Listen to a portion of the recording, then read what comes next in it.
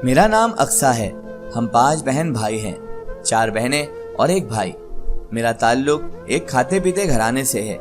मेरे दादा अब्बू की अपनी बहुत सी जमीनें थी, जिनमें से कुछ बेचकर मेरे अब्बू ने शहर में कारोबार शुरू किया था, जिसमें अल्लाह ताला ने बरकत दी और वह एक कामयाब बिजनेसमैन बन गए। मेरी पैदाइश के कुछ अरसे बाद ही मेरे अब्बू की वफात हो गई थी। घर का इकलौता मर्द होने के नाते हम सबको अपने भाई से बहुत प्यार था। इकलौता भाई होने की वजह से उसके लाड़ भी काफी उठाते थे। उसका बचपन हम बहनों में ही गुजरा था। हमारे अलावा उसका कोई दोस्त नहीं था। वह सुबह से शाम तक हम बहनों के साथ झुरमुट में रहता था। हम उसे मजाक मजाक में अपनी 5वीं बहन भी कहते थे। बड़ी बहन को मेकअप का बहुत शौक था। उसके हाथ जब कोई ना आता तो वह भाई पे ही अपने तजुर्बात करती रहती, भाई पर ही मेकअप चुपड़ा करती थी। मुझसे बड़ी बहन अक्सर उसे अपने कपड़े पहना देती थी और उसको खुद पहन लेती थी। हम सब बहन भाई में बहुत प्यार था। खासकर भाई में तो सबकी जान ही बसती थी। भाई को सब बहुत ज्यादा लाड़ करते थे क्योंकि भाई इकलौता था और हम चारों बहनों में इकलौता एकमात्र भाई था। एक लम्हे के लिए भी उसे अकेला नहीं छोड़ता था। बड़ी बहनों की शादी हुई तो सबसे ज्यादा मेरा भाई रोया था। उसे बड़ी मुश्किलों से सब्र आया था।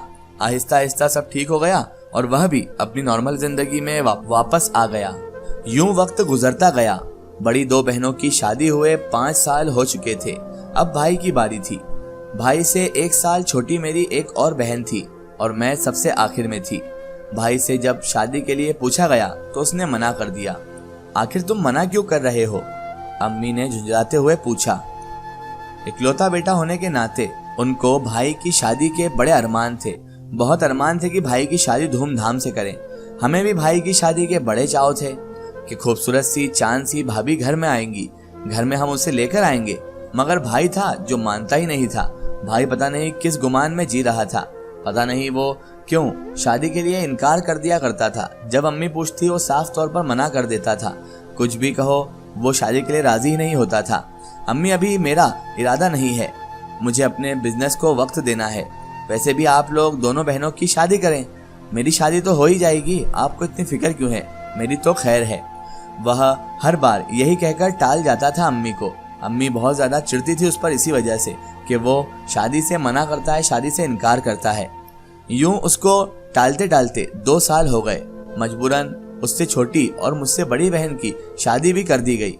अब मेरा भाई 27 साल का हो चुका था और अम्मी की शदीद ख्वाहिश थी कि वह अपने बेटे की शादी कर दें और अपने पोते और पोतियों को खिलाएं, क्योंकि नवासा नवासी को वो खिला चुकी थी। अब बारी थी पोते पोतियों की, लेकिन भाई था जो टाले जा रहा था।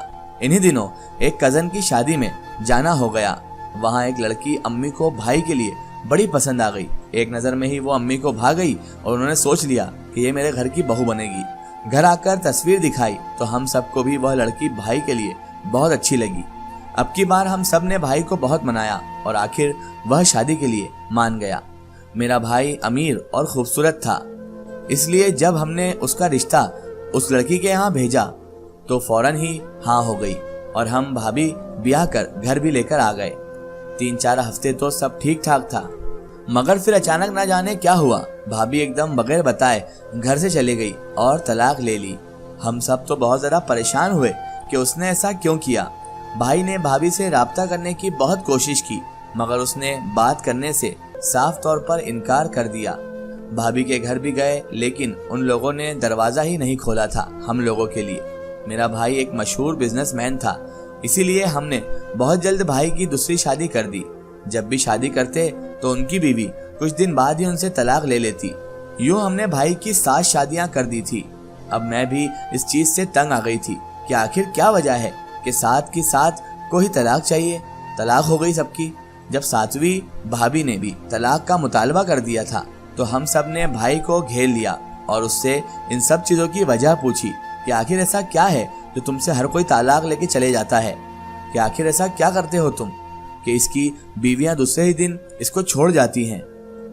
मगर इस बात पर डटा रहा वो कि मुझे कुछ नहीं मालूम। लोग कहते थे कि किसी ने कुछ करवाया होगा तभी बात नहीं बन रही है, मगर हम इन बातों पर यकीन नहीं रखते थे। अम्मी कहती थी जब हमने किसी के साथ कुछ बुरा किया ही नहीं तो कोई हम पर तावीज धागे क्यों करवाएगा। भाई की 7 नाकाम शादियों के बाद हमारे लिए अब मुअम्मा बनकर रह गई थी कि इस भाई के अंदर कोई खोट है। सब यही कहने लगे थे। भाई से बहुत पूछा मगर वह इस मामले में एक लफ्ज तक नहीं बोलता था, ना ही कुछ बताता था। आखिर राज जानने के लिए हमने भाई की 8वीं शादी अपनी नौकरानी से करवाई और उसे ढेरों पैसे दिए कि वह राज बताएगी। यूं वह खुशी खुशी मान गई, क्योंकि पैसों की लालच तो गरीब लोगों में होती ही है।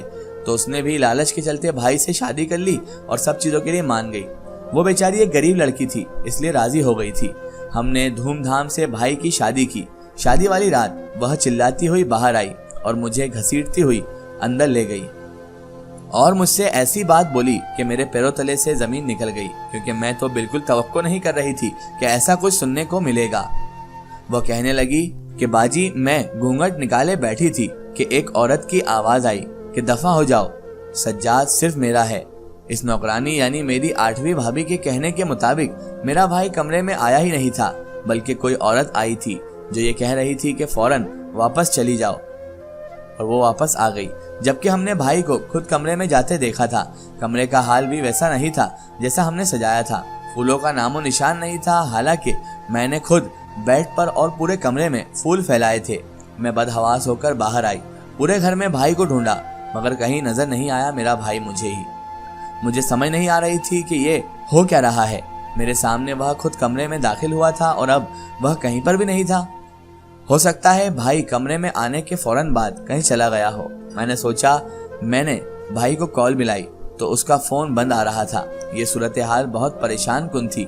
मैंने अपनी भाभी को कमरे में जाने को कहा मगर वह डर गई थी और किसी सूरत अंदर जाने को तैयार नहीं थी। मगर मुझे तो राज जानना था, इसीलिए उसको जबरदस्ती कमरे में भेजा। मैं खुद भी उस कमरे में जा सकती थी, मगर हमारे यहाँ ये बहुत मायूम बात थी कि बहन अपने भाई के गैर मौजूदगी में उसके कमरे में रहे। तुम भूल गई हो कि तुमने पैसे किस काम के लिए हैं? मैंने उसको सख्ती से कहा। बाजी, आपकी बात भी ठीक है, मगर मुझे डर लग रहा है। पता नहीं वो औरत कौन थी। कौन थी वो औरत? वह घबराहट से बोली। डरना था तो उस काम के लिए पैसे नहीं लेने थे ना।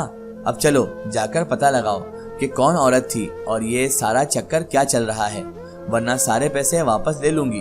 मैं उसे बाजू से पकड़कर अपने भाई के कमरे में छोड़ने गई। वह बहुत डर रही थी, लेकिन मेरे सर पर उस वक्त सिर्फ वह राज बजाने का जुनून सवार था, इसलिए मैंने उसकी एक भी नहीं सुनी और उसे कमरे में छोड़कर आ गई। कुछ देर बाद अम्मी मेरे कमरे में चली आई। वह परेशान लग रही थी। मैंने उनसे पूछा कि क्या हुआ, आप परेशान क्यों हैं? तो वह रोने लगी। एक ही इकलौता बेटा है मेरा। कितनी कोशिशें की कि उसका घर बस जाए, मगर नाकामी ही हुई। अगर इस बार भी वही सब कुछ हुआ तो? अम्मी के चेहरे पर आने वाले कल का खौफ था और मैंने उसके बाद उन्हें तसल्ली दी कि अब की बार अल्लाह ने चाहा तो सब ठीक हो जाएगा। लेकिन डर तो मेरे दिल में भी मौजूद था। इसका एक ही स्टोरी हम देखेंगे इसके अगले पार्ट में।